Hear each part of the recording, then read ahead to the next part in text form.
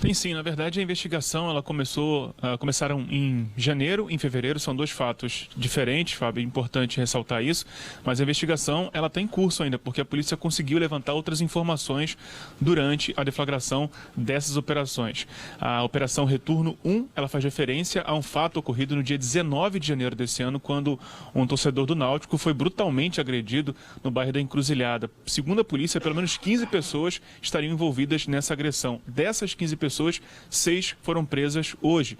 A Retorno 2 foi exatamente essas imagens que a gente mostrou há pouco aí, durante a comemoração do aniversário do Santa Cruz, no pátio de Santa Cruz, um grupo da torcida jovem chegou e também realizou todo esse alvoroço. Estou com o delegado Joel Venâncio, que vai explicar para a gente um pouco mais sobre essas operações. Delegado, como eu falava, são dois fatos diferentes, mas que envolvem torcidas organizadas.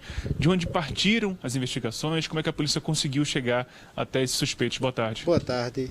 A gente se valeu de imagens que circulam nas redes sociais, porque eles mesmos fazem questão de postar, eles se vangloriam desses ataques e dos objetos que eles conseguem roubar.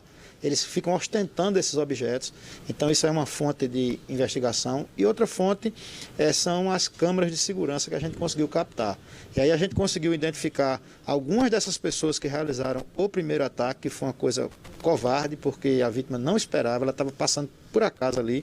E no segundo caso também haviam famílias, era uma festa de confraternização pelo aniversário do clube, e houve um grande alvoroço, quando uma multidão chegou lá. Já temos indícios de que o presidente da extinta torcida jovem, que foi preso... O delegado, ô Everson, empresta teu microfone aí pro delegado, deixa ele concluir o raciocínio dele. Vamos embora. Pelas redes sociais, inclusive orientando a não utilizar as camisas da torcida jovem já para pegar as vítimas de surpresa. Então, ele convoca no dia anterior, inclusive pede sigilo.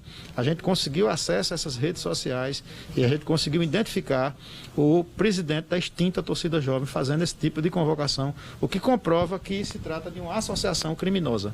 Então, ele tinha essa participação, como o senhor falou, ele fez a convocação para o dia do aniversário de Santa Cruz, e além disso, a polícia também levantou outras informações. Ele já tem passagem pela polícia e ele fazia esse convite não só sobre esse ato que ocorreu no dia 3, mas também sobre outras situações que a polícia também está levantando, né? Hoje nós conseguimos apreender um caderno, onde ele tinha lá toda a contabilidade dele, algum valor em dinheiro, R$700, mas nesse caderno a gente vê uma movimentação e a investigação agora avança, tanto para identificar outros agressores, como para verificar também essas pessoas que estão financiando esse tipo de associação criminosa.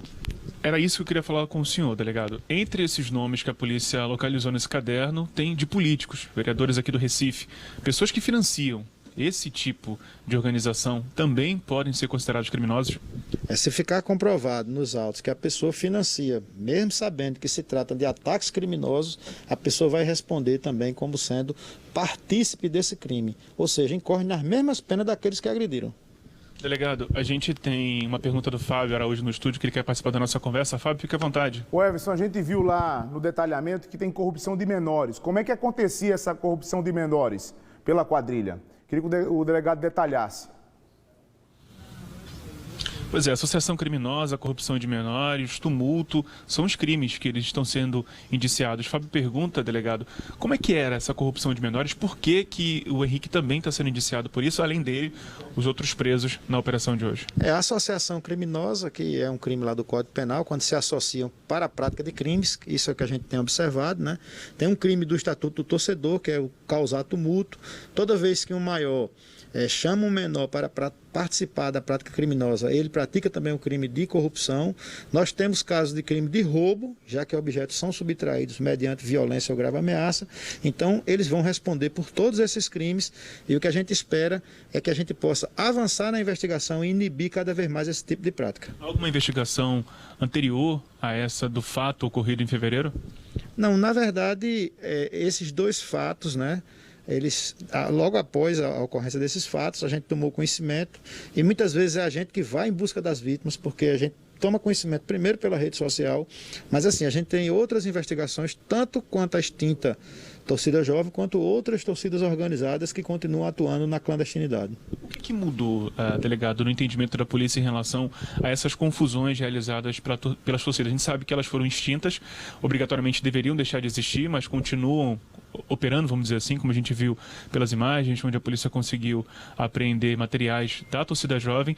Mas o que mudou no entendimento? Qual é a postura da polícia agora em relação a essas torcidas? Em relação aos crimes perpetrados, a postura é a mesma. Agora, o que é que mudou é que eles não têm mais como conduzir civilmente, por exemplo, tem uma sede própria. Então, isso abala bastante a estrutura deles. E toda essa contabilidade também é considerada ilegal, já que não pode estar sendo financiada se foi decretada pela Justiça como extinta. Queria fazer duas perguntas agora para o senhor. Quais são os próximos passos dessa investigação e se a polícia também tem desdobramento em relação a outras torcidas organizadas? Agora nós vamos concluir esses 2 inquéritos, né? E a gente espera, já com a ajuda da população também que está assistindo esses vídeos, identificar o máximo de pessoas, de agressores possíveis. Com essa agenda financeira, a gente vai identificar também pessoas que financiam essas atividades. E em relação à segunda pergunta, sim, nós temos investigações em curso, elas não podem ser reveladas agora, mas outras torcidas organizadas que também continuam atuando na clandestinidade, também as pessoas serão alvo de operação e também serão presas. Obrigado pela participação. Então, só relembrando, Fábio, foram 10 pessoas presas, uma pessoa continua foragida durante essas 2 operações realizadas hoje. Lembrando mais uma vez que foram 2 ações em relação a fatos ocorridos. Um fato em janeiro e outro em fevereiro. Entre os presos está o Henrique Marques, de 34 anos, ele que é presidente da torcida jovem do esporte. A polícia encontrou entre adereços, objetos da torcida jovem, também um livro com movimentações financeiras, onde lá estava discriminado quem fazia doação para a torcida jovem. Entre esses nomes, segundo a polícia, nomes de políticos, principalmente vereadores aqui da capital pernambucana. Eu volto com você. Obrigado, Everson.